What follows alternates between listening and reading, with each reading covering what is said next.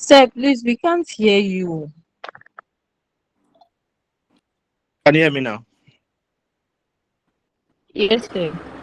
Yes, Okay. sir. Yeah, yeah, All we right, can that's hear you. fine. All right. So over the period, we are looking at business. We looked at what business is. I think in the very first week, we looked at what business was. What was the nature of business? We looked at some of the key aspects where it identifies a particular organization as a business, and then the various instances as well.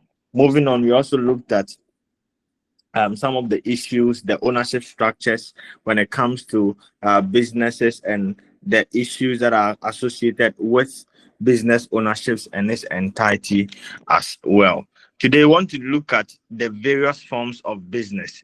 If you are having various dimensions of business, various kinds of businesses, if you are having businesses that have or specific functions, then there's a need for us to look at some of the forms of businesses. Simply put, what form of business is owned at what point in time, where we can be able to understand that if this ownership within this organization is just construed to one aspect, it means that we can qualify it in a particular domain. If we are looking at two or three people, it means that we can categorize it in another domain. If it is actually by a nature to serve public interest, there's also another categorization. So basically, that is what we are going to look at when it comes to our lesson for today. So we are going to look at the various forms, that is the sole proprietorship, the partnership, the companies as well. And then we are going to look at some of the cooperative organizations like the NGOs that we've spoken of.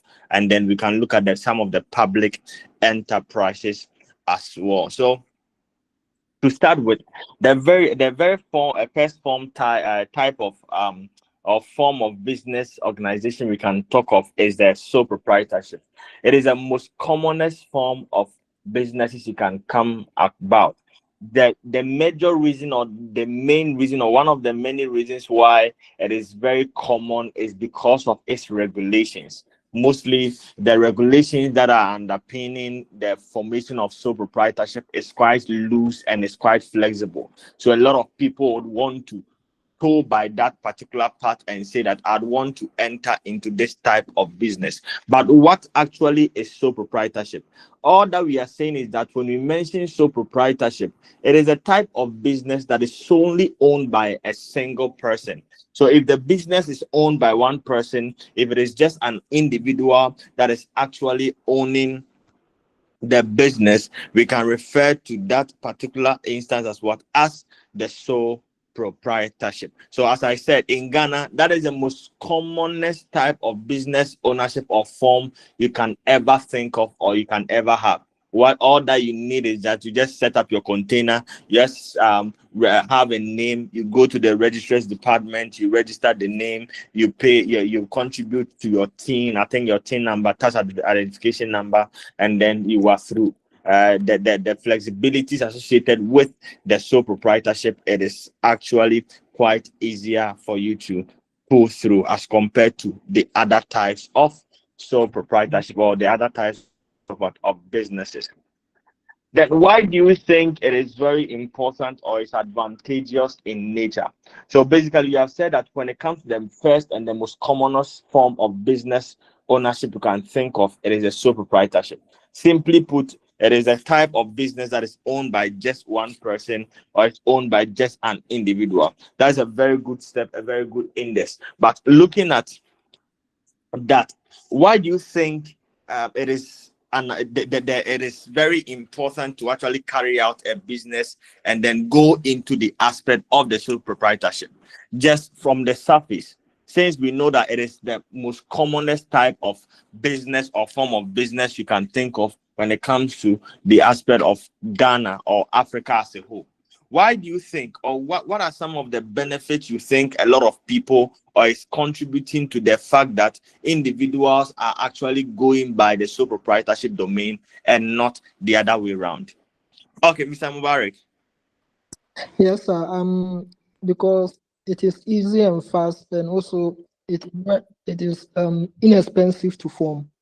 Very good. It is easy and fast, and it is also inexpensive to form. That's very good. Thank you so much, Mr. Peter Kremer. Yeah, I'm not coming for the reason, but I want to add something to the explanation or the meaning of the sole proprietorship form of business. I think it's looking a bit limited to some. You said Because it's what? the explanation says is a business solely owned by a single person. If that is the case, then there are other companies that are owned by only one person, but it's not considered as a sole proprietorship.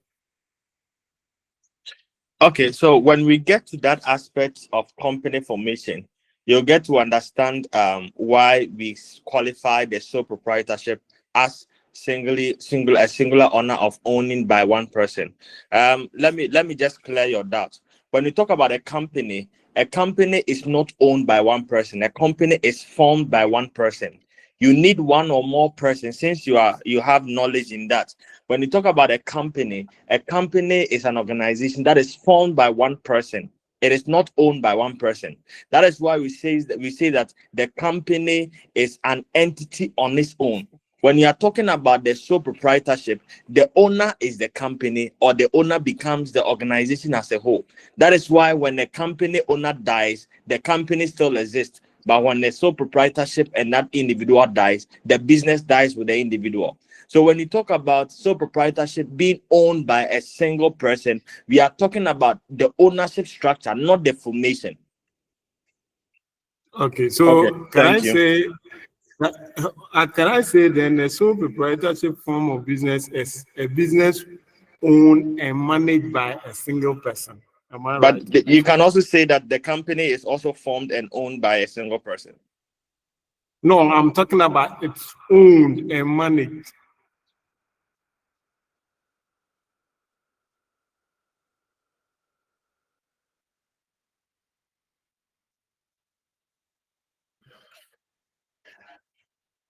So you're saying the sole proprietorship business. I think I can see some answer. All right, Mr. Felix. Okay, so thank you. So I'll talk about the profit aspect. Looking at the supervisorship, because it's one person's business, so the profit is like it's for the owner. He or she is not going to share with other people, or he or she is not going to give some to other people.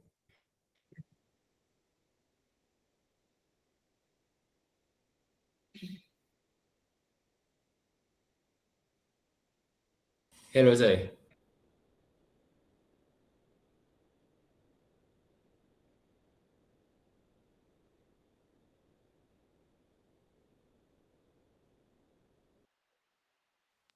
Say so for the meantime.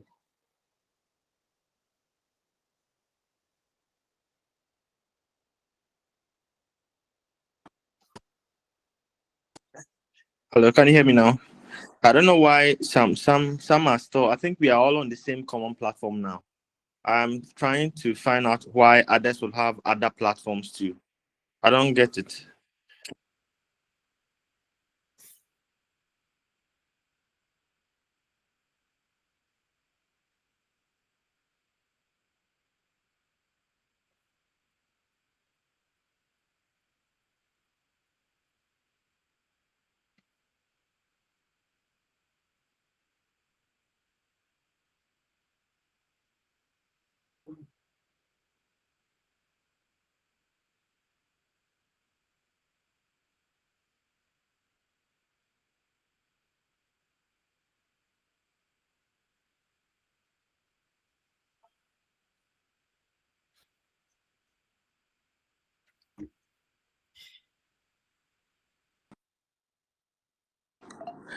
Please, Monica, are you here?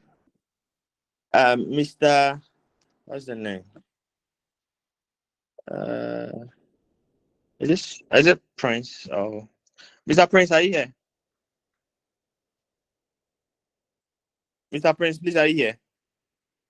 I don't know why they keep adding other groups to our group. So when we are speaking or we are lecturing, then they'll be calling in that they need the link. I don't know why they still. Please, can you share the links on the various platforms that you are on? Is it possible? Please, can anyone hear me? Yes, sir. Yes, Yes. we can hear you. Please, kindly share the links on the various platform that you are on. Kindly do that for me, okay? Okay, sir. Because they keep calling and distracting the class. All right, that's fine. Sorry about that. Okay, so we're looking at the reasons why the sole proprietorship business becomes an advantage, or why a lot of people in Ghana are just towing the path of owning businesses in that particular similitude. So let's find out. I think Mr. Felix was the one that is supposed to give us our submission. Mr. Felix, why do you think Yes. so? Yes, please. I was talking about the profit aspect. You Okay. see, because the business is owned and being managed and controlled by only one person, Okay. there's nothing like the person sharing the profit with other group or other people. Okay. Okay. That is very fine. That's great. Thank you so much for the submission. Yes. I think Mr. Emmanuel Amisa. Okay, so when it comes to the sole proprietorship, the person who manages the company have full control over it, and then in decision making, so he gets to decide Okay. everything. Okay. So management and control is quite, or is on the premise of just an individual. That is very fine. Mr.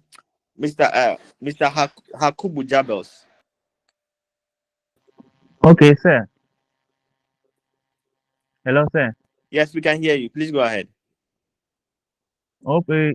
In sole proprietorship, you have easy access to capital because it does not require a huge amount of money or huge capital to start. You can easily start because if you have small capital. Okay, so we can fine tune it in a way that your startup capital shouldn't be that huge. If you talk about Yeah. access to funds, the reason why it is so proprietorship is because the funding might be limited to just you or other people who are very close and not the external. Okay. Okay, sir. All right. Madam Francisca Adjoa.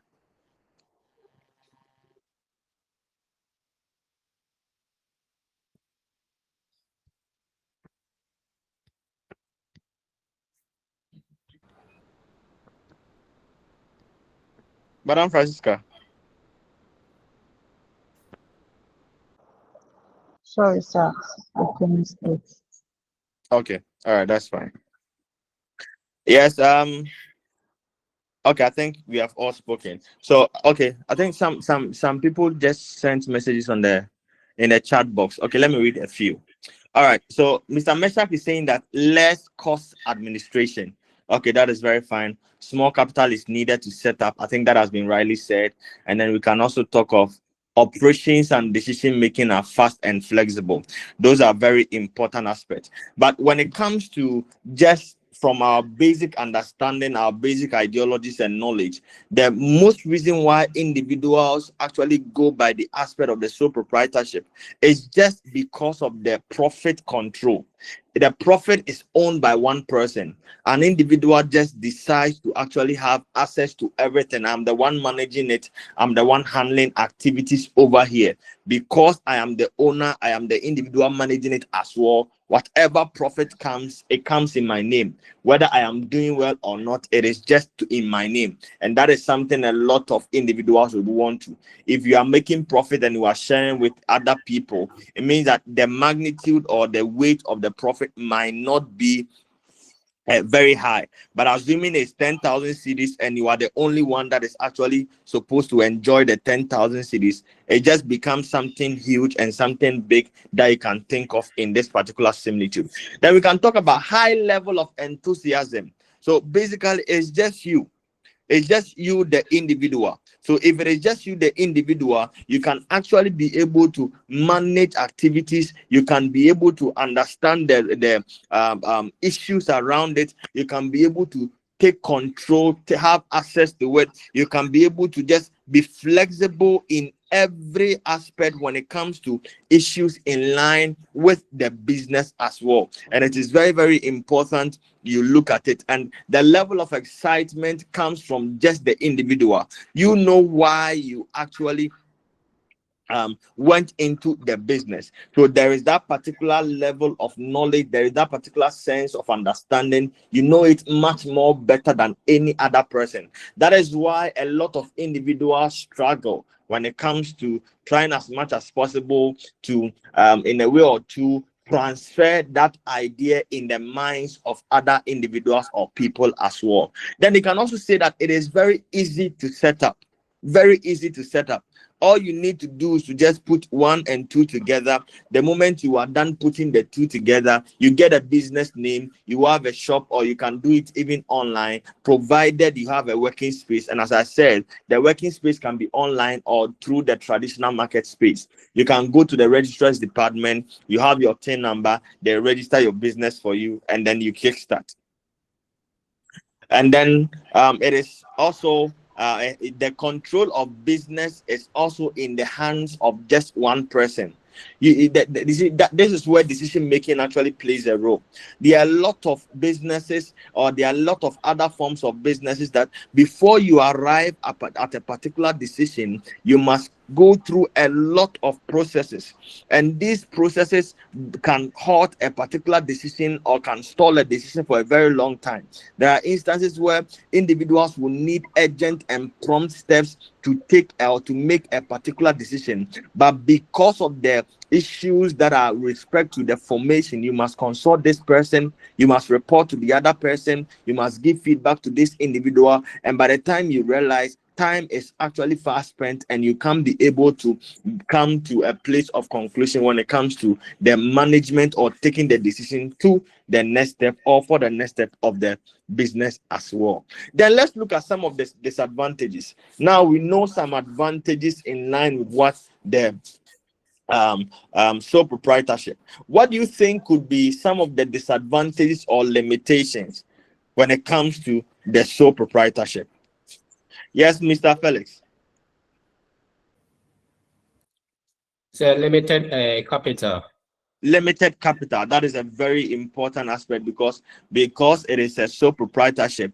No investor or no individual or no other business or company would want to invest or put money into that business because it is just a sole proprietorship business. It can collapse at any time. The owner can just decide to actually receive the money, and then that is all. You won't be able to actually come to a place of embrace of getting returns when it comes to the sole proprietorship. That is very good. Thank you so much, Mr. Jabels. Okay, sir, the owner bears the risk alone.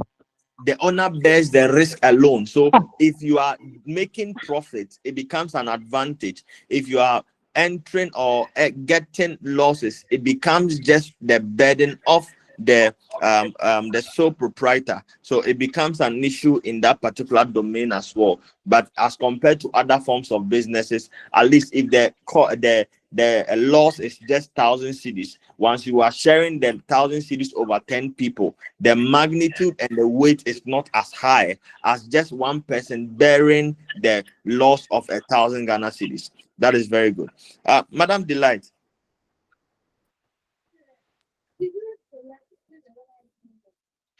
Madam Delight, we can barely hear you.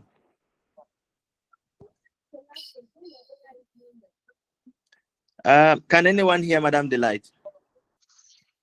No, sir. So please, I'm saying the business collapses when the owner is no more. Very good. And that as I was saying, that is a clear-cut difference between that aspect and then the company. When it comes to the transference or the continuity of the business, it becomes a problem within the sole proprietorship domain. So it is very important we get to understand that aspect as well. Okay. Madam Okran Kisiwa. So limited growth and expansion. Limited growth and expansion. How would you explain it to us? Mm, uh, it became very difficult due to Okay. inadequate capital and labor. Okay. Okay. So due to inadequate capital and labor, it means that you are just going to be limited because the sole proprietor is just you who is going to be responsible for everything. So if you are going to be the one responsible for everything, it means that one, if there is a need for expansion, you are not going to adopt that aspect of expansion because of the intensive labor that will be demanded within that particular sphere, and that becomes an issue. It will store the growth. The growth of the business becomes limited. Very good. That's a very good point. Thank you so much, Mr. Amisa Emmanuel. There is always a heavy workload.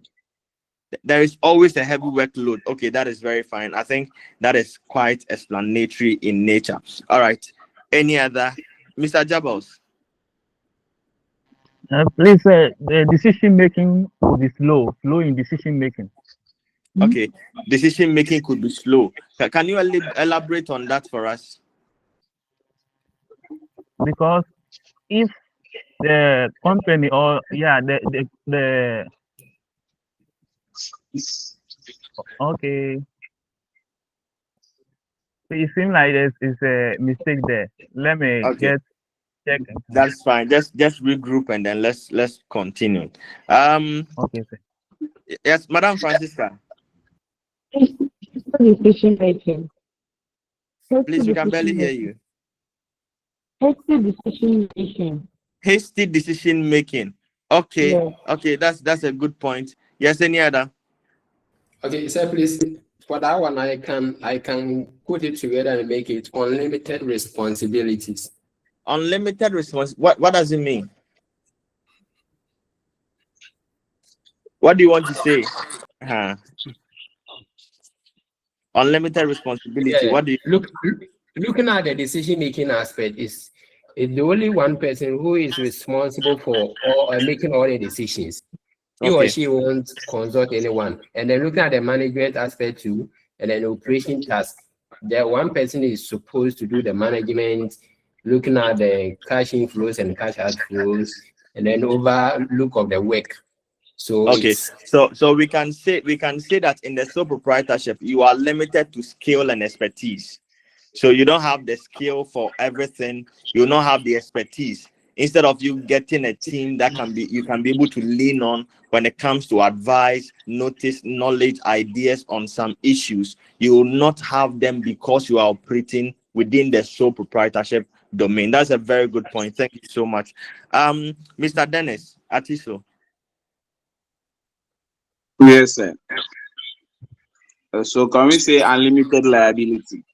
Unlimited liability. Okay, it depends on how you understand it. So how do you understand it? So let's say in case the business incurs some debts, that means your profits have to be used to pay off the debts. Okay, so it means that in case the business runs at a loss, where in a sole proprietorship business you can actually go for goods on credit. If in case the goods that were taken on credit, you are not able to sell to accumulate the funds to offset that particular amount, it means that the owner or the individual that lends those goods to you can hold you accountable and can be able to come and then enforce the law and then issues in and around your domain. That's a very good point. Thank you so much. Mr. Jabels, I can see your hand up, sir. Please, can you say lack of continuity of business? Lack of what? Continuity of business. Lack of continuity of business. I think someone said it earlier on that if the owner dies, it means that the business is done. So it means that you cannot continue again because the business is dying with the individual that began the entire processes. Are you okay with that? Sir. Yes, sir. All right. So let's see what we have over here. Mr. Mubarak, is there anything you want to talk about? Yes, sir. I wanted to add, because the business is controlled by one person, he has to bear all the taxes that have been imposed on him. Okay. I think it was explained earlier on. I think somebody made that submission, but thank you for bringing it up again as well. All right. So basically, we are saying that some of the disadvantages of forming the sole proprietorship business is that first of all, it is limited in capital. It is going to please. If you are not speaking, can you kindly mute? Kindly mute. Mr. Charles Toku, please mute your microphone. Mr. Charles, can you kindly mute your microphone? Mr. Charles Toku, please mute your microphone. All right, thank you so much. Charles. Okay, thank you so much. All right. So basically, we are saying that if you are operating under the sole proprietorship, you are going to have limited capital. It is going to be because when it comes to the formation of the sole proprietorship business, they are just personal funds and savings and maybe gifts and donations from family members. So how many family members do you have? How many of them can give you the amount? How many of them can decide to say, I'm gifting you with an amount with no intention of taking back at any point in time? So basically, once you're able to add all these, if it is because you are just that individual that you are leaning on your personal savings, you are not going to have a lot of capital for the startup. How much have you saved? How much do you have there? So it means that if you are going by the sole proprietorship, you are going to be limited when it comes to the funds or the funding. Then you are going to also have unlimited liability. I think it was rightly mentioned unto us, because the moment you operate with the sole proprietorship, whatever loss you run at, they must be able to be offset in a different domain. So in those lenses, one, if there is or if you are supposed to actually have an amount to offset those items or those costs and you don't have it, they will have to sell your properties and your items to be able to offset it. Because when legalities and legal issues comes in, you are already bound by law to remedy such instance. So it is very important you go by the means that is quite expedient. A typical example is just by settling on what? On the other form of business that you think can be able to regulate such results or such outcomes. Then there is over dependence on the owner. So in this particular case, it means that you are going to be limited in skill, you're going to be limited in knowledge, you're going to be limited in technical know-how, you're going to be limited in expertise, because it is just one person that is intending to act as the manager, intending to act as the sales personnel, intending to act as the accountant, intending to act as the employee. So if you are a jack of all trade, as we always say, you'll be a master of none. So you are going to depend solely on yourself for everything. So whatever decision you take, whether it is wrong or right, you are going to actually go by it, because there is no one to draw your attention that what you are taking or the step you are taking is going to end you in a great havoc or is going to bring a particular calamity in the coming period. So it is very key you get to understand some of these dictates and the things that are around the place and the understanding of the sole proprietorship formation. And we are saying that problem with continued existence. So over the period, there have been issues, there have been instances where problems have been arising, mounting up day in, day out by means of establishing sole proprietorship businesses. Every time there is a particular problem, all these problems are associated with the sole proprietorship. Most at times it is a sole proprietorship business that is associated with some of these instances and some of these problems. So it's very key we look at it from that perspective as well. So that draws the curtains under the sole proprietorship business. Let's look at the aspect of partnership. So from moving from the sole proprietorship, which is solely owned by one person, we can come to the aspect of what? Of the partnership. With the partnership, we are saying that it's a business that is owned by two or more individuals. But with the more individuals, it has been contextualized to be between 2 and 20 people. As we started, I think in the very first week, about 3 weeks ago, we said that when it comes to businesses, we use the class as an example, that assuming that those are the north are building a lot in this season, but the cost of materials and items are actually very high. What do? We want to, as a class, we want to form a business ownership. And if we are forming the business ownership, we are about 20 people. These 20 people coming together to form the business and then carry out transactions to that effect is going to result in a particular company formed under the partnership deed organization. So we are just looking at that aspect where if it is just about two up to the number 20 persons coming together to form a business, we qualify that business as a partnership business. Yes, Madam Rose, I can see your hand up. Yes, please. Boss, with the sole proprietorship, the private schools, let's say for private schools, Yes, please. it's always managed by the private individuals. Yes, So with madam. that one, with that one, can you group it as a sole proprietor? Because he's the only one managing it, but he normally employs people to like accountants, headmasters, and the rest. So with that one, like, You see, hello. Is it there are Hello, yes. Can you hear me? Yes, please. Yes, there are various categories under that particular organization in the order of the sole proprietorship business. When you talk about the sole proprietorship business, it is owned by just one individual. So just one person owns the business. It can grow to a point in time where I employ people. However, employing people doesn't necessarily mean that the sole proprietorship business have grown to become a partnership business. It doesn't mean that it has grown to become a company. If I register it with maybe the registrar's department, they have their own regulations for schools. They have their own domains for some of. That's why there are several categories of organizations.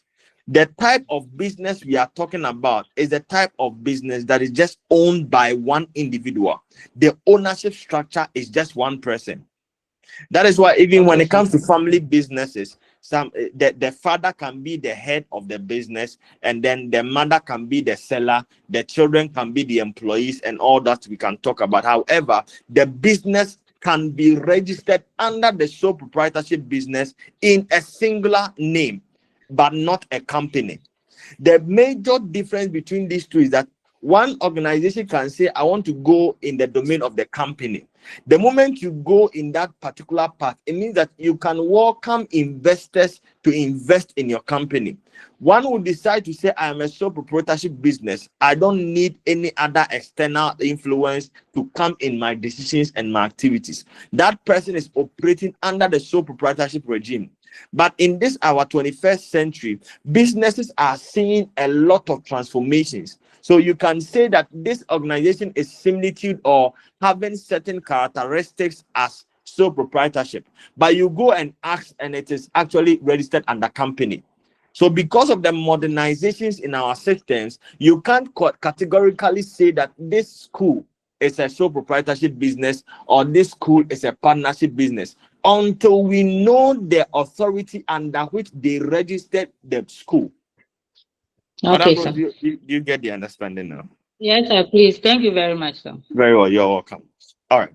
So as I was explaining the aspect of the partnership, where we are just looking at the agreement between 2 and up to 20 people coming together to form a business. So if we call them partners, it means that there is a say from both sides.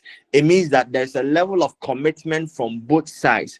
It means that there's a particular level of authority and influence from each individual that forms part of the business deal or the business domain. So it is very, very important that you get the clear-cut difference between the sole proprietorship and then the partnership business.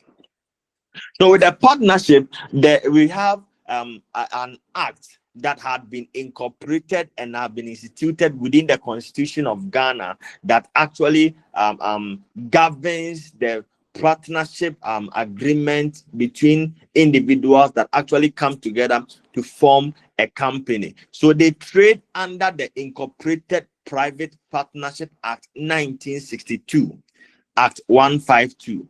So under the Incorporated Private Partnership Act 1962, Act 152, you will see the list of regulations, you will see the list of laws, you will see the list of regulations that are actually tied down to the partnership business deals that we have. So in case this class, as you have been using as an example, this class would want to supply building materials at a cheaper cost to those at the north to facilitate their building processes, we can decide to say we are calling this particular partnership as the fundamentals of business partnership group. We have just 20 people. We have registered it under the Incorporated Private Partnership Act 1962. It will tell us that, okay, at the end of each accounting period, because of the contributions of partner A, B, and C, they are going to receive this particular percentage of profit.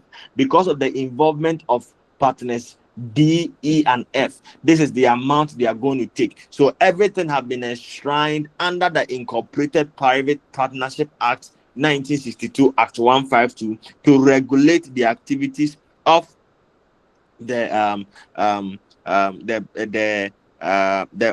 business organization as a whole. All right. So we have various types of partnerships. We are the various types of partners. There are individuals that are partners that are involved in the partnership business, and then their only sense of contribution that they can give is that I can give resources. There are other people that they don't have the resources, they have the strength. So theirs is to contribute their strength to the formation or to the activities of the business. To others might also be of the perspective that I'm just a partner. Yes, I know I contributed my quota, and then I will want to play no role. So the various categories of partners, we have the active partner and then the sleeping or dormant partner. So with the active partner, we are saying that each partner may play a role in the day-to-day operations of the business. He may have contributed initial capital to the business. Meaning, if you are an active partner, it means that when we are contributing the capital for the formation of the business, you took part. When we are also administering roles, doing managerial issues, and then trying to make decisions to govern the organization too, you also form part. So in either ways, you form part in every category of the organization. We can refer to you as an active partner. Then we can talk about the sleeping or the dormant partner. So with the sleeping or the dormant partner, all that the individual has done or thinks of doing is that the individual would just want to contribute the capital, and that is all. I just made my money available. Go and then carry out the businesses. We refer to such individuals as the sleeping partners. Then we have a general partner. So with a general partner, we are saying that they are the ones that would take full responsibility for financial debts in the event of bankruptcy. So they go beyond the aspect of active partners. They go beyond the functions of dormant partners, and they assume the posture where we qualify them as general partners. In simple format, all that we are trying to communicate is that a general partner is one that is willing to sacrifice even more than what he had contributed when it comes to the instance and in the areas of bankruptcy. But when it comes to Africa as a whole, and in this context, Ghana, a lot of people shun away from being a general partner. They only come at a loss when the amounts that have been contributed has been exhausted, or it's relinquished in the season of wounding up. When we are wounding up and that particular amount is exhausted, that is all. But when it comes to being a general partner, you are pledging that even at the time or at the extent of bankruptcy, and if you combine all the amounts, the capital that we have, and it's still not enough, I, so and so, will still want to have this particular business just come into my account and begin to actually do some things to convert my capital or my other resources to offset the incurred amount or the incurred loss. So those are the aspect of what? Of the general partners. So with the types of the partners, we have one, the active partners, we have two, the sleeping or the dormant partners, and we have three, the general partners. Amongst these three partners, which of them would you actually opt for and why? Assuming we are forming a partnership business as a class, which of the three types of partners would you want to become within the class?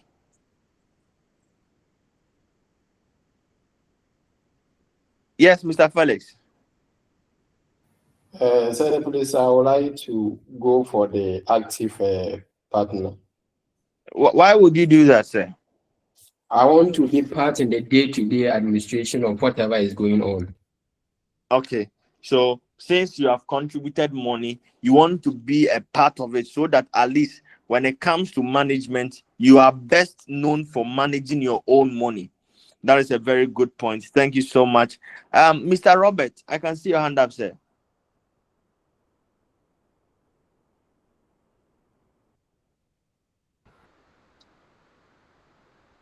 Okay, Mr. Francis Ayariga. Please, me, I will go for the sleeping or the dormant type of partnership, because that one, if you're a politician and you are also into business and you come out due to change of government or when your party loses in power, your business might also collapse. You will let these people come for us. You will not use other examples. You let these people come for us. All right, that's a very good point. Thank you so much. Your perspective is also well noted. Joy Tevia, I don't know whether it's a Mr. or a she, so please forgive me for that. Joy, I'll go for an active. Okay, Mr. Joy. You said you are going for which one, sir? An active partner. An active partner. Okay, why are you going in for an active partner? So I'm going in it because after I'm enjoying dividend on my shares or the capital I've contributed, me being involved in the day-to-day running of the business also brings me some income. Because at the end of the month, I'm going to be paid for that also. Okay. So meaning you are going to receive compensation for the investment you are doing with the company as well. That's a very good point. Thank you so much. Mr. Dennis Atisu. Yes, sir. So I just have a question to ask. Okay. So about the dormant partner, can we say a celebrity be a dormant partner in a business? Oh, anyone can be a dormant partner in a business. Anyone can be a dormant partner in a business. So do they make profits at the end of the month, or they just use the dormant all types of partners makes profit, but just that the extent of the profit that you receive is dependent on what you are doing and your responsibilities that have been assigned to it. The active partner will receive more profit than the dormant partner, because the active partner will also receive remunerations for the contribution to the fulfillment of assignments within the organization. The sleeping partner is not doing anything. The sleeping partner will not receive. The general partner will also receive more than the active partner and then the dormant partner, because of the extent of the risk, the level of risk they intend to go when it comes to activities of the organization. So you understand, they are all in ranks. So depending on what defines you, you will be able to understand and know that this are the categories that I can fall in. So depending on the nature of work I am doing, I can be able to actually be active in the business. However, I have an interest in the business. This is my startup capital. This is what I am offering. Then I want to be at the back. You become a sleeping partner. But you have invested in the business. You want to be a part of the business, to know what is actually happening, to know what is actually going on. What do? You become an active partner in this case. Please, are you okay, sir? Yeah, I'm okay. Then I think I'll opt in for the general partner. The general partner. That one, you should know that the extent of the risk is also dependent on you. All right, that's fine. Mr. Gideon Awia. Yes, thank you, sir. Please, let's say I have a sister who is working at a different region. Let's say I'm in Accra and sister is in North. Then maybe I want to help her open a food joint. Then I give her the money to open the food joint. Can we describe it as a dormant partnership? No. First of all, you must define what is the relationship you have with your sister. Is it that you are giving to your sister as a gift to start a business that is a sole proprietorship business, or you are entering into a partnership agreement with your sister that this is not about family matters? This is not a gift I am giving to you, it's an investment. Therefore, we are into a partnership business. Until these boundaries are defined, it is going to be considered as a gift since it is coming from a family member. That is what I've been enshrined under the Incorporated Private Partnership Act 1962. Provided it is not defined or the contribution is not defined, it is assumed it is a gift onto the individual. And if you are talking about the family business, that is something that actually sells in that domain. Oh, okay. Thank you, sir. Okay? You're Yes, welcome, sir. sir. All right. Madam Delight. I will go for the active part. If I'm involved in the day-to-day management of the company, and I will get to know if the company is actually progressing or is on the edge of collapsing, I will know when to pull out my investment. Hey, so you are planning on pulling out your investment? Hey, madam. You It's want to business, leave. so we always aim for profit. You are aiming for. I understand. You will always aim for profit. That is very fine. Any other? Madam Derek Tekpe. Hey, sorry, Mr. Derek Tekpe. Yes, sir. I want to know if the general partner is the same as the major shareholder. That is an aspect of company partnership. We don't have shareholders. Oh, okay. Thank you.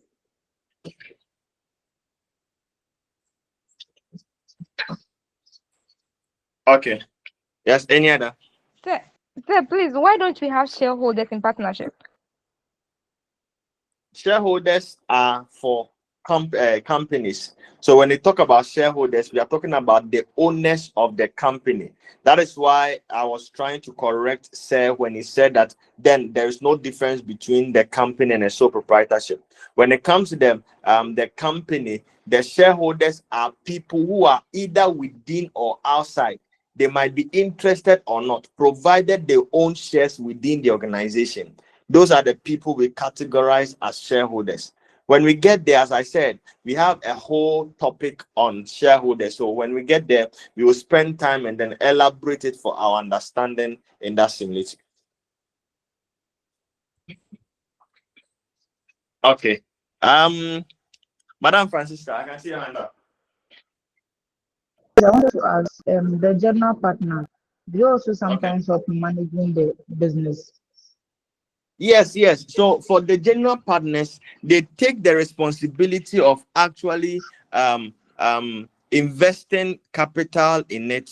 They can actually decide to be directly involved in the business, and then they are also adding in addition, or they are also in addition bringing on board the aspect of their belonging when it comes to the system of the bankruptcy, to the extent that they would want to bring, or they would want to look at either the company can be limited or unlimited, the business, can be limited or unlimited in terms of the funds that actually comes through. So it is something that is actually evident and real. All right. Mr. Robert, I can see your hand up, sir.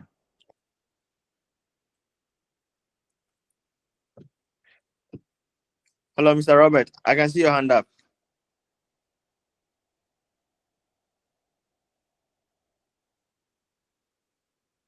Okay. Let me Hello, presume sir. it's a mistake. Yes, sir. Hello, sir. Yes, sir. I can hear you. Sir, I have a question. Please go ahead, sir. Please, sir, I want to know, how do the partnership business get to divide their partners into active, sleeping, and general? How do they form that? Or They are when all they enshrined. get together?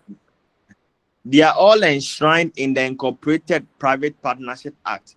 They will ask you to define. So if you are talking about,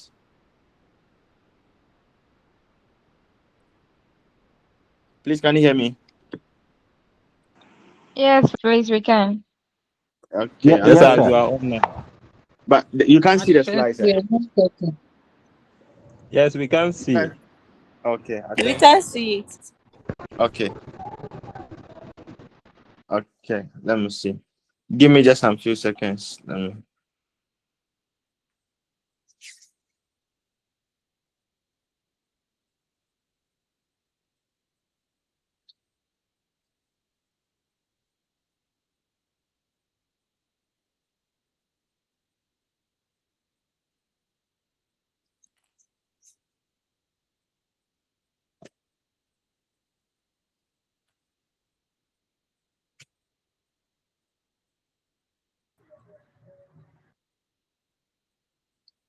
Just give me a few seconds to restore it.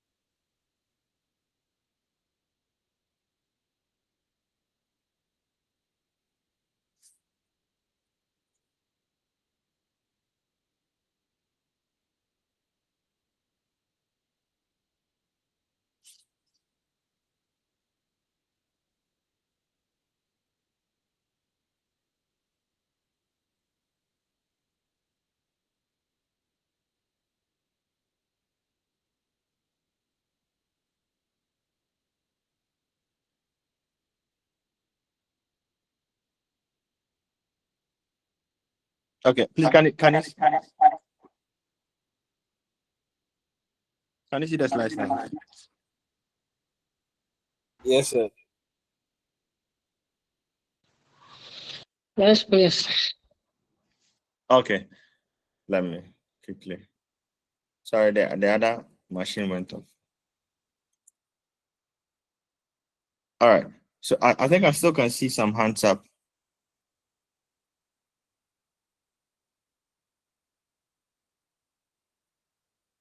Okay, please, the hands up. Is it a question? Is it a question you want to ask?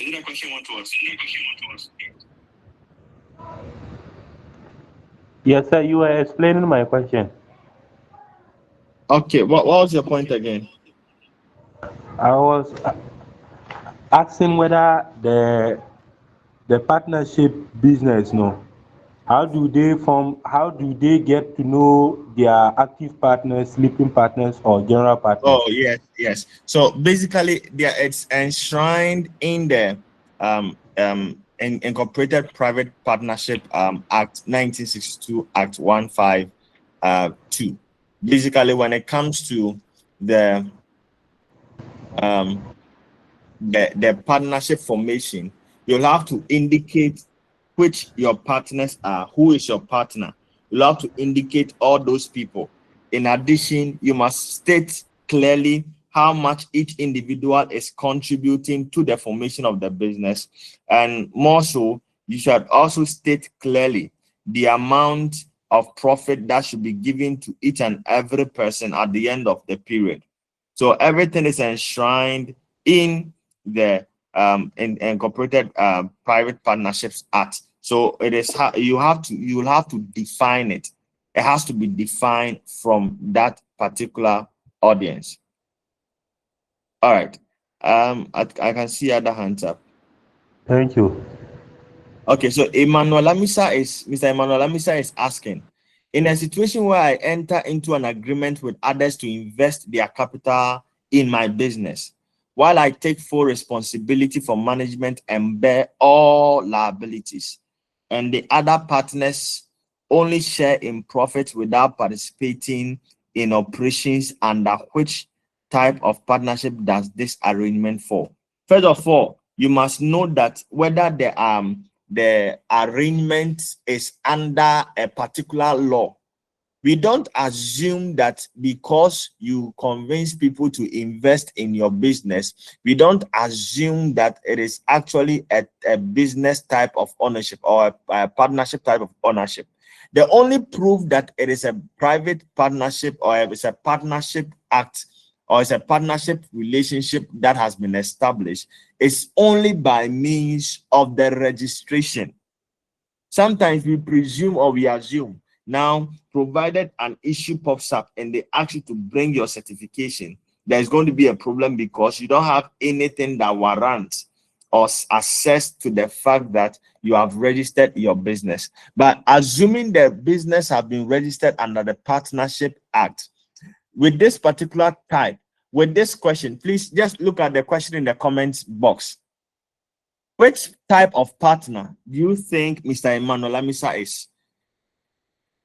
He invests, first of all, he invests in the business. After he investing in the business, he's the one taking responsibility of management and he's the one bearing all liabilities.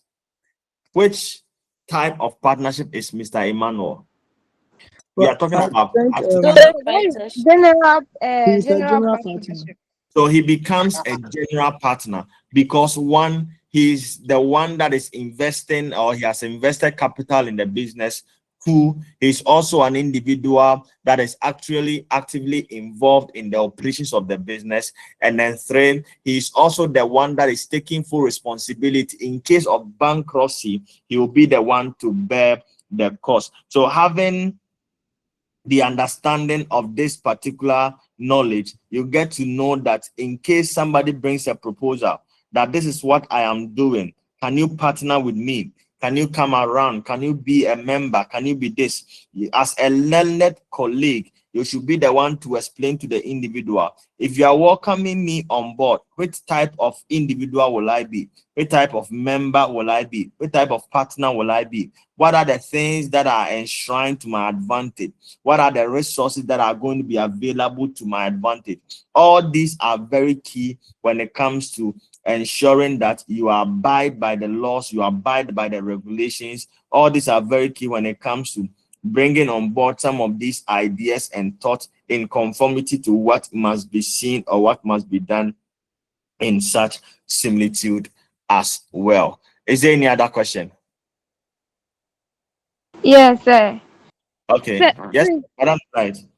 okay. Sir, can you only become a partner by investing money into the organization, or you can also become partner by the skills and expertise that you may have in a particular field that may be needed by the organization? Definitely, that is where the active partner is.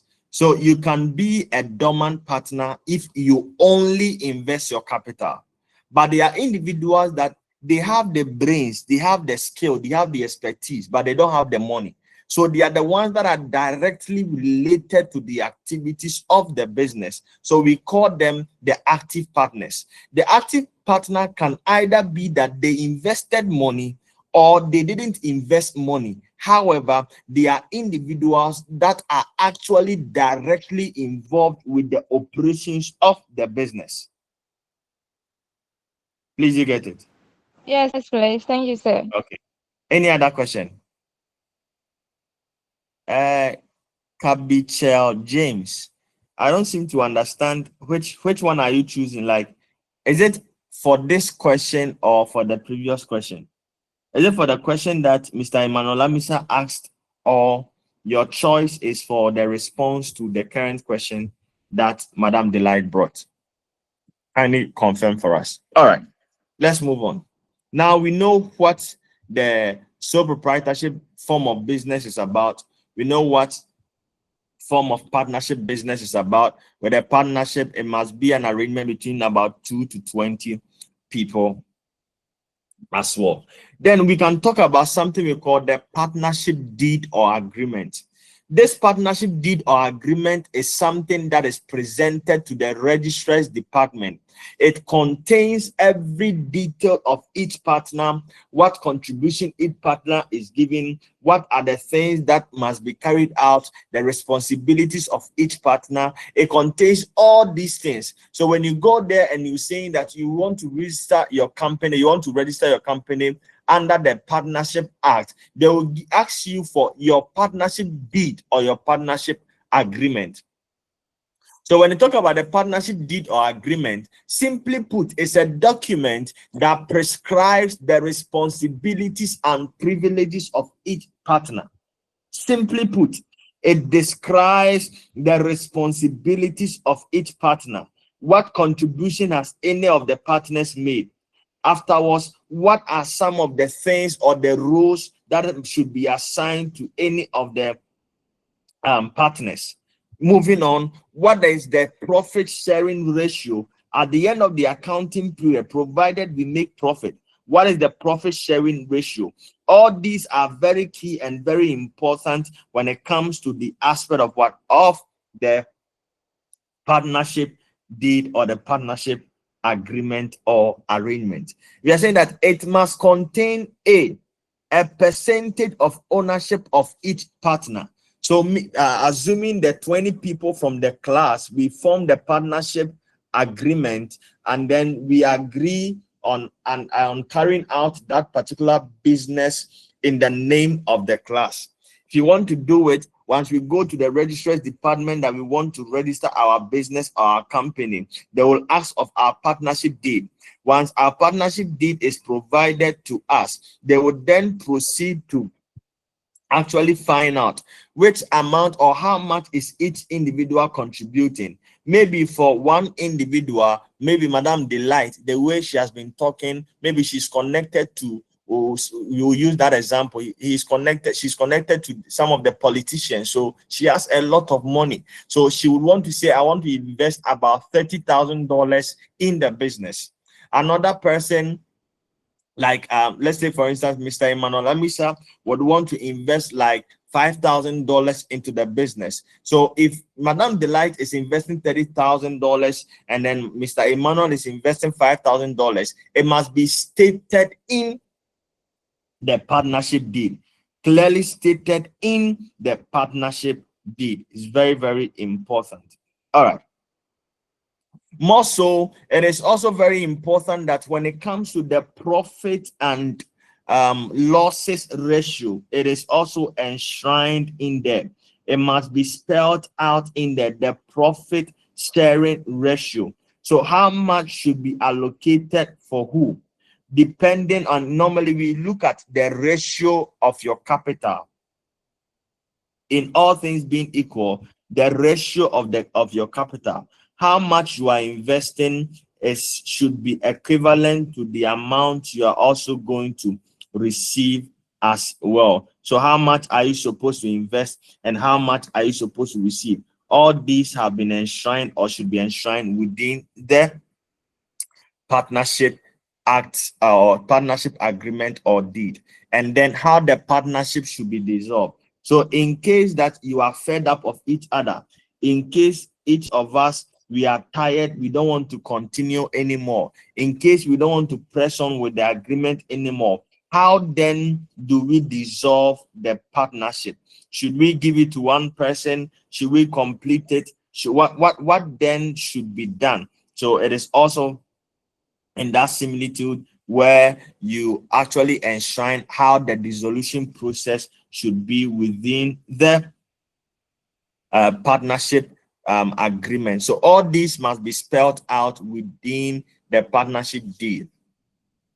So there is a reading assignment that I want us all to read. It just gives us express and then knowledge about the partnership deed as a whole. So with the book from page 60 to page 62, it's just 2 pages. From page 60 to page 62, please go through it for us, read through, and then get a deeper understanding when it comes to what we intend to achieve at the end of the day. Now let's look at some of the advantages. Let me go back here. So now with all the knowledge and the information at our disposal when it comes to the partnership nature of business, can you give us some of the advantages of going into partnership? What do you think could be some of the advantages of going into partnerships? Yes. Yes, sir. Please go ahead, Mr. Mubarak.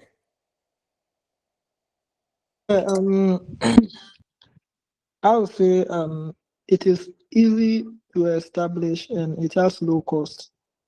Okay. But if you are comparing it with the sole proprietorship, you can't say same. You can't say same. So beef up the argument and come. All right. Mr. Yaga Francis.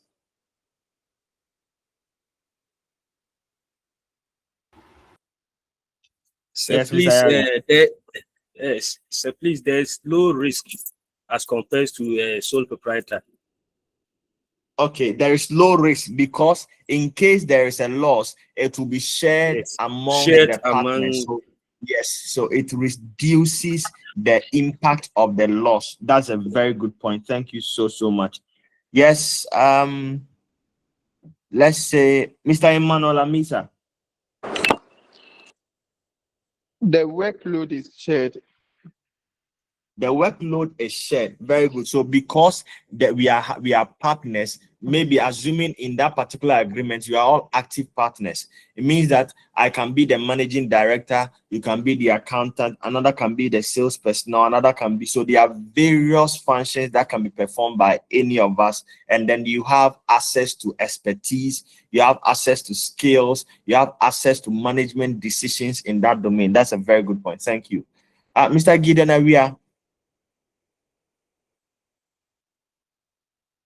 Yes, thank you, sir. So it helps in exchange of ideas and knowledge as compared to Very sole good. proprietorship, which is owned Very by good. one person. Very good, very good. So it's just in similitude to what I have just explained. So that's a very good point. Yes, Mr. Felix Yamua.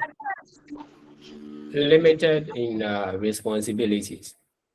limited in responsibilities. Is this an advantage or a disadvantage? Advantage. So how does limited in responsibility and advantage?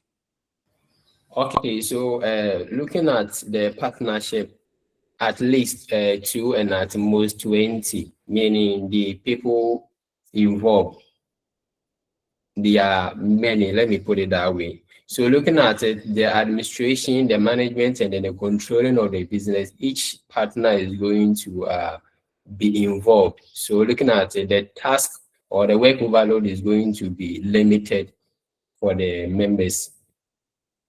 Oh, okay, that's a very good point. That's a very good point. Yes, any other advantages of the partnership? Can we say there is a proper management? Proper management. There is Proper proper. management. Yeah, consent. Okay. When you, because looking at the sole proprietorship, I can decide when to come to work and when not to come. And some decisions that I make may not benefit the company, but I'll decide to make them because it's my own company or it's my own business. But then when it comes to partnership, it doesn't belong to just me. It belongs to other people as well. So we all Very come good, together. very good. So we can caption it very well that within the partnership agreement, each individual is accountable. Okay. I don't know whether I get it. So Yes, everyone will be accountable for the role, for ensuring that what responsibility was assigned to you has been carried out. That's a very good point. Mr. Bernard Minta. Hello, sir. Yes, sir. I think there's increase in capital and resources in the partnership. Very good, because we are now soliciting from various people. If you are 5 people and each of us we are contributing 10,000 Ghana cedis each, with 5 you are accumulating about 50,000 Ghana cedis, which is substantial enough to be able to use it for something. All right, that's a very good point. Madam Francisca, I can see your hand up, madam. The inexistence of one person does not lead to the total collapse of the business. That's a very good point. There is a system of a continuity, at least to a particular longer period. So if you are about 5 people and then one transits, it means that at least the 4 people can continue with the vision, because the vision was not just birthed for just that one individual. That is a very good point. Mr. Mubarak. Yes, sir.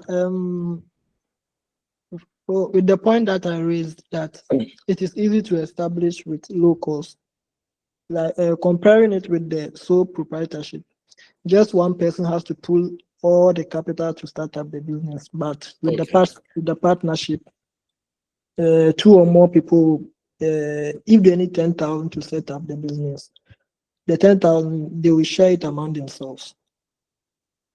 Okay, that's a very good aspect you are coming from. All right, Mr. Atisu Dennis. Yes, sir. So Yes, can sir. we say unlimited expertise? Unlimited expertise. I think we can rightly say you have a pool of expertise, knowledge, and skill respect to the partners that are to the organization. I think that becomes more of a convincing truth in that particular similitude. Are you okay with that?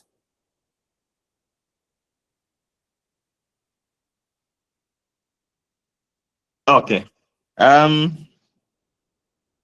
So in contrast, comparing, okay, Mr. Meshach, I can see your hand up, sir. Yeah, hello, sir. Can we say that it promotes growth and productivity? It promotes growth and productivity. Can you enlighten us? Yeah, as compare sole proprietorship, one individual having upper hand over anything within. With a partnership, you see, it's 1, 2, 3 people coming together. So there will be sharing of responsibility, ideas, resources, everything. So it's like a teamwork at a partnership as compared to the sole proprietorship. Okay. All right. That's fine. That's okay. I think I get where you're coming from. That's okay. But let's deliberate on this as a class. So, in comparing the sole proprietorship and then the partnership, to you, which of them would you go in for? In comparing the two, the sole proprietorship and then the partnership, which of them will you go in for? Which of them? Okay, Mr. David Aloji. So to me, I would like to go in for the partnership. Why so? Because one, they're limited in liability in case there is a loss or a debt along the way. Partners will come into my aid, so we solve out that together. Oh, okay, that's fine. Madam Gifty Nelson. Sir, please, I want to ask something. Okay, that's is it to say so, Mr. Davidson? Yeah, what he said, I want to ask something. He said he said limited liability, but Okay. looking at the partnership, partners are personally responsible for all business debts and obligations. So I don't think their liability is limited. It's rather unlimited. So it depends on the type of partner. If in case the person or the partners to the agreement are all active partners, it means that it is only in the case of bankruptcy, the only amount we lose is the amount we have actually contributed as capital. But if there is a general partner, that is when that particular individual, there is an extension. Is that Felix, you get it? Okay, sir. All right. Yes, so in contrasting the partnership and then the sole proprietorship, which of them would you personally opt for, and what would be your reason? Yes, Madam Delight, I can see your hand up. Yeah, so I will go for the partnership. Okay, That we is know because you love money. We know you love money, so explain to us why. there is low risk in that, and also there is a system of continuity. So, like, I Okay. would definitely go for that. Okay, so there is low risk in that, and then there's also the level of what? Of continuity. That's a very good point. Thank you so much. Mr. Gideon Aria. Yes, sir. I'll go with the partnership. With a partnership, and then your reason being? Yes, once it's partnership, the probability of the business staying with the test of time is high as compared to sole proprietorship, which is managed by one person. Okay, so you're also on the part of, because of longevity of the business, you go in for the partnership. Okay, that's very fine. Sir, please, I'll go for the sole proprietorship. Very good. So I love this argument. So why would you go in for the sole proprietorship?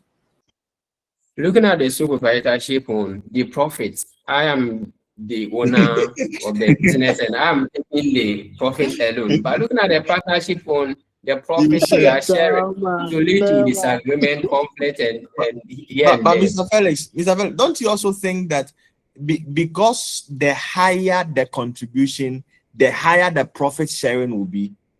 Yes, please. But sir, please, I know, but the same thing, the higher the people, the higher the conflict and disagreement it will be. No, but that conflict can be solved because you are following the part of the partnership deed. In the partnership deed, it has been enshrined in there. Each partner has a particular quota of an amount they receive at the end of each accounting year based on your contribution ratio. So if it has been enshrined in there, there wouldn't be disagreement as in this amount came. We are now going to sit down to think how much this person will receive, how much the other person is going to receive. We don't do that. With a partnership, because we have the deed and agreement, all these have been spelled out in there. All right, you're about saying something. Sir, but yes to the conflict and disagreement to okay. So Because maybe I prefer you are looking at it through the lens of Africa. I prefer we should go this way. Someone also say, "Oh, Lona, let's go this way." You see, our the style of managing will be different, and it will lead to the conflict or disagreement. Okay, all right, that is fine. Yes, any other? Madam Rose, let's see a Yes, submission. Which of them will you choose? Which of them will you choose? yeah, boss, for me, I will go for the partnership. Because with a partnership, the money or the resource to get, you get plenty. Because to start with it is more than one or two. So we Okay. all gather our resources. The resources will be plenty. Comparing it to the sole proprietorship, that one you are the only one getting your resource. Oh, okay. I think Madam would want to go in a more diplomatic way. Okay, that is fine. Mr. Peter Pema. Yes, sir. Partnership. Hello, I'll go sir, for the please. partner. Your line was breaking also. Can you reiterate it for us? Okay, so I said I We will can go hear for you. the partnership. Partnership. Okay, why would you go for partnership, sir? Yeah, I'm going for the partnership with the business group and expansion as my focus. Okay. And then the business continuity. Even in the future, if I'm no more, a family member from my side can step in and my family will still benefit. But in this case of me operating a sole proprietorship and I die. So I should have die. added this. When it comes to the demise of another, in the partnership agreement or the partnership deed, there is nothing like somebody will take over from you. It is just that your quota will be given to the next of kin. But when it comes to your assignment and your responsibilities, because you are no more, it is either the individual is going to go through the process for us to approve the person, and we call something the partnership deed amendment, where we can update our deed with the registrar. If that is approved by the partners, that is fine. But it is not automatic, where the partner will have to have the next of kin to actually carry out the responsibilities in the absence. Okay, Are you so okay with that? So please, I want to ask something. Okay, please, kindly go ahead. Looking at what the man said, when one person died and the next of kin is in to enjoy the benefit, the next of kin is in to enjoy the benefit. And you just said the responsibilities as assigned to the partners, he or she is not going to take part in it. So no, I'm saying that it is only upon agreement by the partners or the existing partners. When they agree that the expertise of that individual can best match the partner who has actually lost or who is no more, then they can amend the partnership deed. That is what I was trying to communicate. Okay, so say please, if like they stated that the one who will come will not be assigned to any task, is the one replacing or coming in going to enjoy the benefits of the company to the end of the business? No, it will be at the end of the period that is allocated for that investment capital by the individual. See, assuming within the partnership deed, at the end of each year, our contribution quota maybe is 20,000. So we receive 1,000 cedis at the end of the accounting period.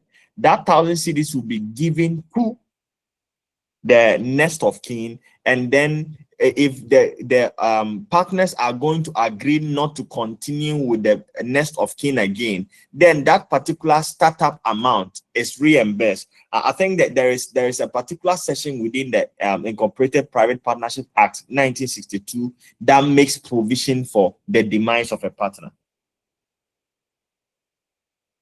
Oh, okay, sir. Yes, sir. All right. Mr. Robert, I can see your hand up, sir. Yes, sir. Please, for me, I would choose the sole proprietorship. But why would you go through that part, sir? Because me, I want to be enjoying the profit alone. And more to the point, More to the point, I will not be assigned to work every day. I will be Okay. working on my own time. It will not be like by force that you have to do this, you have to do that. You decide Oh, on your own. but you should be accountable too. Yes, but you should be accounted on your own time. So you are You going to be you get accountable to yourself at your own time. yes, you get sit down, you sleep in the night and plan that tomorrow I'll be going to do this and that. Nobody will be aware about it. But the partnership, you can say you want to do this, and you have to go to the meeting as you want till I'm daybreak. sure Mr. Robert is speaking out of sentimental emotions because this one is there. You be accountable to yourself at your own time. All right, that is fine. That's fine. Thank you. All right. I'm sure a lot of people might also disagree with what you are saying because if you want to be accountable, you are not accountable based on time differences. You are accountable because you are accountable. It is nothing like, oh, we are thinking of being accountable or not. We are thinking of considering whether we'll be accountable. No. We are not interested in that. We are just looking at the aspect of just being accountable. That's all. All right. Okay, Mr. Emmanuel Lamisa had posted something on the group chat. He said that I'll go for sole proprietorship business because in partnerships they often face disagreements over profit sharing. So first of all, the aspect of profit sharing, management, and business direction is already catered for by the partnership deed. Because of the partnership deed, they takes care of the profit sharing ratio, the managerial issues, the business direction, because it is rightly stated within that particular act or that particular agreement. Okay, a sole proprietorship avoids such conflicts completely, and in addition, I get to enjoy all my profit without any interference. So if the profits are high, probability that you are going to enjoy the profits are very high yourself. But if they are low too, it means that the meager one, you are going to chop it by yourself. But that is very fine. All right. Mr. Antonio Suji, please, I can see your hand up, sir. Please, you have muted though. You have muted. We can't hear you. Your microphone Okay, sir. has. Thank you, sir. Okay, we can Thank you, hear you sir. now. Yes, please. Yes, sir. Thank you very much, sir. Please, with this argument, to me, sole proprietorship would be my preference. Okay, why would you go by that? On the ground that one, you see, sole proprietorship, per what we've learned so far, it is easier to set up and manage. Okay. And Okay. also the fact that I'll be, in charge of whatever I'm doing. I won't be responsible to anybody. So I think with me, sole proprietorship would be the option to go for. But don't you think if you are not accountable to anyone and you are just on your own, you are just by yourself, you will not be so much interested when it comes to the discipline aspect of the business? Don't you think so? So to me, the business is my life. Okay. Okay. And that is my point of survival. If it fails, it means I've failed. My income and everything is going away. So definitely, I'll give it the energy that it deserves for it to succeed. Yeah. So I think, and I can also see, for example, my wife is a sole proprietorship, and if I look at the enjoyment that she's making, and then the benefits she's bringing to the family, to be frank, I'll go for the sole proprietorship instead of partnership. Oh, okay. Okay. So you have a reference point at home. That's very fine. That is very fine. Okay. Is there any question? Any question? Any more questions? Sir, I have a question. Yes, sir. Please, kindly go ahead. Please, sir, like the sole proprietorship, like they were saying, is if the person die, the business can collapse. Like, let's assume you have a children's wife and you die. Can't your children also continue? So is it that you have already drafted the children in the vision of the business, or they are now going to start with the business? No, you were already working with them. Like, you were working and they were also working alongside with you, and maybe by accidentally you die, and can they continue?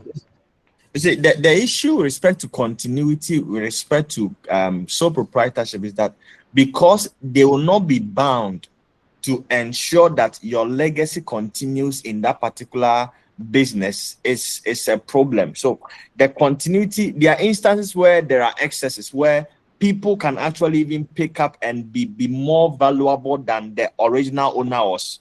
Because there have been a lot of people that I know that they continue certain businesses of other individuals, and they even did better than the original individuals that started the business. However, how many of them can you count? How many of them can we attribute this particular factor to? So we assume that when it comes to the number, the increased numbers and the total numbers, it is actually on the extreme side where just a few actually survives after the demise of the first person. Is that okay with that? Yes, sir. Yes, sir. I think I saw a hand up so that we can move to other things. I saw a Yeah. hand up. Yeah, I also want to add that what if maybe your children have their own interests, their own career, they're not interested in managing your business? What happens? It That means is your the whole business issue. is collapsing once you are That is there. the whole issue. It means that it's just collapsing. That's why I asked whether the children have already been drafted into the business. If not, they will also have their own perspective. Means that it is going to die out. All right. Let's look at it from the extreme. What do you think could be some of the disadvantages of the partnership? What could be some of the disadvantages? Now we know the advantages, and we have even contrasted the advantages, even over picking the sole proprietorship. Why then do you think could be some disadvantages of the partnership agreement, the partnership type of organization or form of organization? What do you think could be some of the disadvantages? Yes, Madam Francisca. Please, there will be dividends of profits. There will be Dividends of profits. dividends. Can you explain further to us? What do you mean? So, unlike the sole proprietorship, where profit will be going to just one individual, Okay. With the partnership, you will have to be sharing it among yourselves. Okay. Okay. So it means that when it comes to the share of the profit, there could be, or the share of the resource, there could be an issue attributed to that aspect. Is that what you're trying to communicate? Yes, yes. Okay, all right. That's fine. Thank you so much, Madam Francisca. Mr. Yaga Francis. One of the disadvantage of partnership is that it leads to mistrust between the investors. In a situation whereby person have their own personal interest to the company, so it might lead to mistrust among them. It's that is very, very true. So because we are about 5 or 7 people, sometimes it's difficult to trust any other person, because you will think that the other person wants to win this investor for himself. You will think that the other person would also want to do that, and it creates a whole lot of issues. So it is very, very important you understand the aspect of maybe some of the conflicts that may arise as well. All right. All right, I think we have never heard of the voice of Mr. Osuaje Ebenezer. Mr. Osuaje Ebenezer, can you share with us your thoughts? Yes, please, sir. So there will be slow in decision making. There will be slow decision making. Can you elaborate further for us? That's a very good point. Can you elaborate further?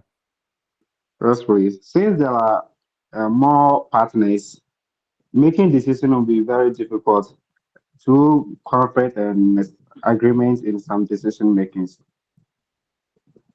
That's a very, very good point. So it is something that should be noted and that should be taken into consideration when it comes to the partnership, because we'll all have to come to an agreement, because we are all partners, we are active partners, we are involved. If we want to make a decision, we will have to solicit for the views. By the time we just oppose each other's views to the other and come to a conclusion, now the time is already fast spent. And you should understand that in the business domain, we say time is money. So taking decisions becomes an issue. All right, that's very fine. Mr. Anthony Osuji. Thank you, sir. So I think the other disadvantage could be conflict and disagreement. Okay. Can you elaborate for us? Elaborate a Yes, bit I on. think this one will arise when, you know, in this life, each person has his own interests. So maybe in entering to the partnership, I could come in with my own personal interest. So maybe my Okay. personal interest must not be your interest. So in that process, maybe agreeing on issues maybe becomes difficult, and therefore there'll be conflict, and then there'll be disagreement, probably even That is fight. very true. That is very true. As compared to the sole proprietorship, you are just taking the decision yourself.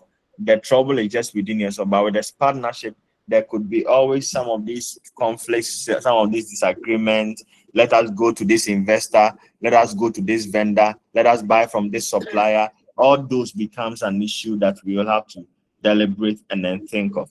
All right. Madam Teresa Sewa. Okay. Madam Teresa Sewa.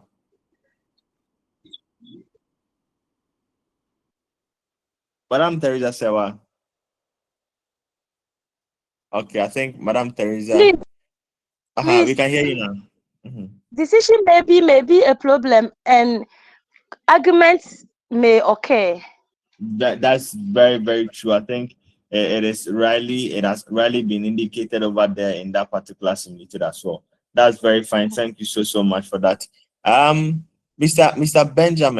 Benjamin Doche. Please, it's actually Rose. Sorry, I'm using my husband's account. Oh, okay. We are using our husband's account. Okay. Yes. To me, I would say that there will be unequal efforts on the part of the partners, in the sense that one may be putting much effort whilst the other is not, which may affect the business in the long run.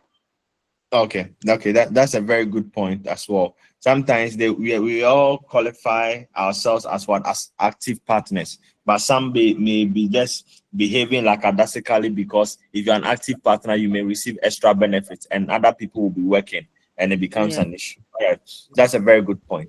Madam Delight. So please, can we say there is power struggles in the There's sense power that struggle, definitely. Provided there are more than one person over there, there could be power struggle in that similitude. That's a very good point. But add your voice to it. You had wanted to explain it. Add your voice to it. okay, you already explained. I wanted to say that in a sense that maybe what I am contributing to my investment and then the skills that I have, I may want to have the veto power, that kind of thing. Okay, that's very fine. That's very good. All right. Mr. Gideon Area. Yes, sir. Please, can you also say it may lead to loss of job in the case of the dormant partnership, when the sponsor decides not to put resources into the business again? Okay. When the sponsor decides not to put resources into the business again. Okay, that's fine. Let's see.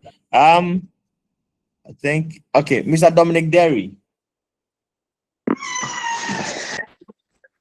Well, one major disadvantage of partnership is unlimited liability on part of some of the partners. Okay, that is if you have a general partner. Okay, that's a good point. All right. Mr. Charles Toku. Okay, sir. So in a situation whereby a partner goes bankrupt or withdraws, the company may collapse. Okay, that's a good point. All right, let's pick the last one. Let's pick the last one from. Okay, Mr. Bernard. Sir, there will be low level of enthusiasm. There will be low level of enthusiasm. No level of enthusiasm. Okay, that's fine, because of diverse views, diverse perspectives, diverse angles as well. That's a very good point. All right. So basically, when you look at some of these, you can have a lot of disadvantages over here. Talking about, I think we've all mentioned a decision making. Harmful actions of one partner must be borne by the other partners as well. And then interpersonal conflicts, I think it has already been mentioned, and even more have been added. So it's very important to get to understand. I think let me read about just one or two in the comment box. Difficult in transfer. So when it comes to partnership, we don't use shares. When it comes to partnership, we don't talk about shares. Okay. All right. Difficulty in transferring ownership. Oh, very good. You can look at it in this particular context as well. All right, that's fine. Okay. Let's look at just the first phase of the aspect of what of the companies. Let's look at just the first phase of the aspect of companies. So we are saying that the third type. Yes, Madam Delight. Why is there problem with continuity? Please, I can't hear you. I think your voice has gone now. I'm asking, why is there problem with continuity as an disadvantage Continuity. of? So basically, you see, assuming because we are in a partnership business, assuming there is a conflict now, it means that the next thing we are thinking about is just collapsing the partnership agreement. Assuming there is a misunderstanding now, what do? We collapse it. And because man can change at any point in time, it is easier to actually discontinue such a relationship and such arrangement. But when it comes to the sole proprietorship, it is only at the peril and the demise of the person, or maybe sickness or any other thing. But when it comes to the sole proprietorship, the person can continue. One person in our area, the person opened a shop. The shop has taken care of the children, taking care of other people, taking care of a whole lot of individuals, and the person is still operating it. Please, you get it? Yes, please. Yes. Thank you. That's fine. Any other question? Yes, I have a question. All right, Mr. Meshach. Hello, this Oh, is hello, Dennis. sir. Okay, Mr. Dennis. All right, please go ahead. Okay, so as in a partnership business, as a general partner, or if the general partner dies, can the business collapse? Because we have more than one person involved, the possibility of it dying may depend on the people or the partners deciding to discontinue the arrangement. If they decide to, it can, but that is that decision that they must take. Okay, sir. So let's say as a general partner, I'm responsible for any risk and the continuity of the business. But let's say I'm the one doing everything, then the active partner is also there, the dormant is also there, then. But I'm the main person in the business. So if I die, won't the business collapse? No, it means that if for instance you transit or you pass on, the next person or another partner can decide to say that I would want to be the general partner now, and it is agreeable. You just need to amend the initial partnership agreement. That's all. But won't it affect the how the business operates? Because I'm the one doing everything, then I know everything about the business. Let's say our customers, our suppliers, I have the full control over them. So won't it slow the operations of the business? Oh, it will. Even in companies, the demise of any individual that forms part of the top management has a tendency of affecting the business flow and the business relations. For that one there, it happens. But what we are saying is that there is a possibility of the continuity as compared to the other forms. Did you get it now? Yes, sir. All right. Mr. Meshach, I can see your hand up, sir. Is there a question? Hello, sir. Yes, sir. Please, with all these thoughts and the points that we have bring out, I want to ask that if I'm a businessman, my suppliers or my service providers, can I classify them as a partners? Your suppliers cannot be your partners. Okay. They are not your partners. Maybe there could be different ways, or there could be other ways of establishing your relationship with them, but they are not your partners. Okay. So unless maybe within the formation of your business, you called for the supplier to become a partner. So in the partnership agreement, it has been arranged over there that this supplier is your partner. And the contribution of this person to the business is that every time the person must invest with the goods or supply you with certain materials. If that is something that has been enshrined over there, that is fine. But if not, it is something that cannot be attested to a fact that a supplier can just automatically be classified as such. Thank you, sir. Okay. All right. Let's look at company formation. So a company is a legal entity owned by its shareholders, whose assets and liabilities are separate from its shareholders. That was why I was trying to answer Mr. Peter's question on the onset. So when it comes to the company itself becomes a legal entity. So there is a particular distinct difference between the owners and then the business. That is why you can be hearing on the news somebody will say, I want to sue this company. How can you sue the company? The company has mouth. You are suing the company, you are doing this. The company is not having mouth, the company is not having this. However, we are want to sue the person because the company is an entity separate from any individual. However, that entity is managed and then organized or under the rulership of certain individuals who are managers or shareholders. So it's very key in that particular prospect as well. Then we can talk of so that is the company exists in law separately from its owners. I think I've explained that as well. So in Ghana, one person can form a company. So Mr. Peter, you get the point I was making. When it comes to company formation, it is formed by one person, but it is not owned and managed by one person. Mr. Peter, please, are you here with us or you've gone? Yes, sir. Okay, all right, that's fine. So in Ghana, one person can form a company. In most countries, however, there must be at least 2 shareholders.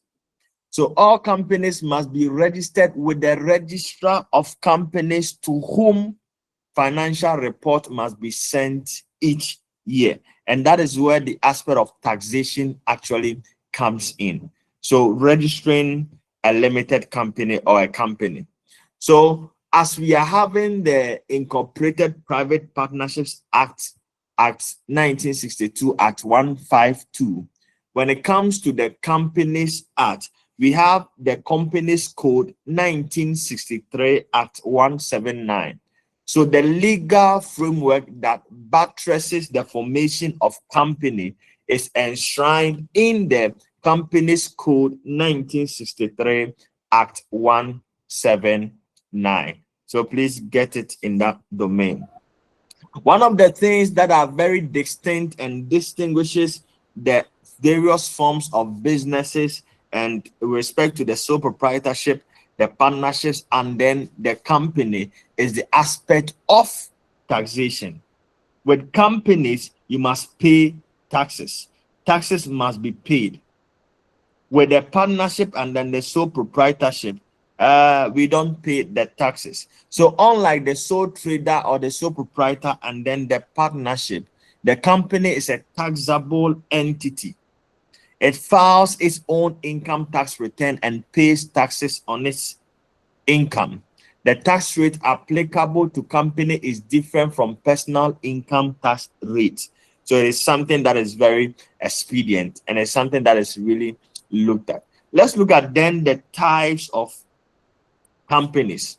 So we now know that a company can be formed by one person. That is generally, we know that a company has owners, and these owners are referred to as what? As shareholders. And we know that in Ghana, the code that actually governs the systems around the company formation is the Companies Code 1963 Act 179. More so when it talk about the various companies we can talk about in Ghana, we are having the three types. First is the limited companies. So every company you hear limited under, what it means is that it is a type of company that has its liability limited to only the amounts of unpaid shares that are held by the individuals. It's just like in similitude to the partnership. In partnership, you will say that the contribution of the capital, but when it comes to the limited companies, we are looking at the amount that you have paid, the amount that you paid in shares, in similitude to the formation of the company or in alignment with the formation of the company. If in case the company has gone bankrupt or is winding up, you only lose the assets in the company and the amounts that were contributed in the company. That is the extent. Sir, please, you have a minute. Right, time is up. Hey, wow. Yep. Okay, wow. All right, 2 hours so soon. Okay, so basically we are saying that when it comes to the very first type of company, we are looking at what? The limited company. We will end here. Tomorrow we will continue. I know you have another class, so tomorrow we will continue. So exactly 2 p.m. to 3 p.m. we'll be here to look at the final phase of the forms of business organizations. Thank you so much. Thank you for your Sir, audience. please. We will meet. Hello, sir. Yes, yes, sir. Sabri, you posted something on the WhatsApp platform. I posted something. It's just the links. It's just the link. Yes, I'll yes, send sir. it. You have some assignment at the down. We will discuss it tomorrow. Don't worry. We will discuss it tomorrow. Hello, sir. Yes, sir. Please go ahead. Yes, sir. Please, after the lesson, I'll contact you. Okay, please. Gideon, That's yes. fine. Yes, sir. I'll be on standby. Oh, okay. But please, All can right. we get your So, contact information?